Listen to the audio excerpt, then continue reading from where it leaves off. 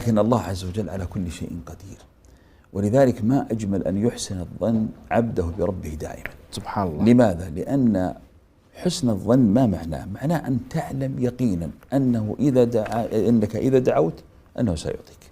هذا حسن الظن. سبحان الله. أنك إذا تبت سيقبل توبتك، أنك إذا عملت سوف يقبل عملك. الله. يجب أن يكون عندك هذا الشعور في كل تعاملاتك مع الله عز وجل.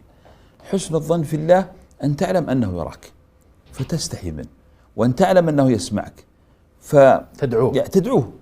ولذلك لما جاءوا قالوا يا رسول الله أربنا بعيد فنناديه أم قريب فنناجيه وإذا سألك عبادي عني فإني قريب. الله. فحسن الظن عمل كلما زاد في قلب الإنسان كلما زاد تعلقه بالله عز وجل، وما خاب قلب أبدا أبدا أحسن ظنه بالله. ولذلك سبحان الله الله عز وجل أعطانا أمثلة في القرآن، من ذلك موسى عليه الصلاة والسلام كثر ذكره في القرآن. لماذا؟ لأنه من أشد من تعرض للبلاء وتعرض للفتن وتعرض لما نواجهه في حياتنا. نعم. تعامل مع السحرة، تعامل مع الظلمة، تعامل مع قطاع الطرق، تعامل مع المجرمين، تعامل مع أصحاب البهتان، تعامل مع الذين ينكرون ويجحدون، كل الأصناف تعامل معهم وعاصرهم. ولذلك كثر ذكره في القرآن من هذا الباب. فمثلا يعني خلنا نضرب مثلا مثال على موسى عليه الصلاة والسلام بما أنه حوى هذا كله. لما مثلا الله سبحانه وتعالى طلب من موسى أن يواجه فرعون، يعني إحنا خلنا نعمل مقارنة بين قوة هذا الشخص وبين قوة هذا الشخص. نعم. فرعون يعني هو كان حاكم الدنيا. نعم. القوة المادية. القوة المادية كلها عنده، الجيوش تحت يديه، السحرة الذين يرهبون الناس تحت يديه، الملك كله عنده.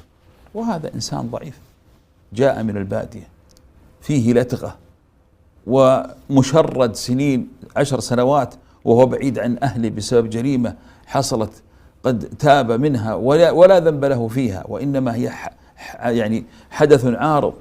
تخيلت الآن هذا الشريد الذي يأتي وهذا الطاغية بقوته وهيلمانه. هذا الشخص لما كلمه الله عز وجل وأمره أن يذهب إلى فرعون طلب حاجتين: حاجة داخلية في إيمانه في قوته، وحاجة يعني بشرية خارجية. وهنا قضية مهمة جدا يا أخي ناصر، لازم الإنسان ما يهمل البناء الداخلي. جميل. لأنه دائما هو الذي يدعمك. سبحان الله. يعني مثلا أعطيك مثال ولو أن هذا فيه استطراد. لما الرسول صلى الله عليه وسلم ذكر وقال عينان لا تمسهما النار، قال عين بكت من خشية الله، وعين باتت تحرس في سبيل الله. طيب الآن تحرس في سبيل الله هذا عمل. نعم. لكن هذا العمل يحتاج إلى قوة وعزيمة وصبر وحسن ظن بالله، فقال عين بكت من خشية الله. لماذا؟ لأن هذا عمل قلبي. قوة داخلية. قوة داخلية. فلا يمكن أبدا أن يقوى الإنسان خارجيا إلا إذا تقوى داخليا. سبحان الله. وهذه نصيحة لنا كلنا، لا تهمل نفسك إذا أردت فعلا أن تصل إلى درجات التوكل وحسن الظن والأعمال القلبية العالية. اصلح نفسك، التزكية، اشتغل على نفسك.